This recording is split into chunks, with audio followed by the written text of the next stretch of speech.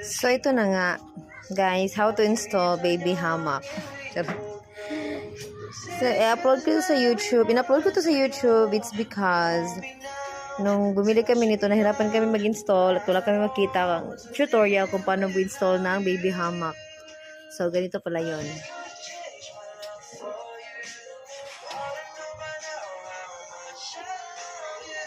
Yan. So, there. See, pwede nyo i-kabit sa yung parang ring, tapos ilagay sa kisame. Wala kasi kami kisame, kaya sa lubid nilagay ng asawa ko.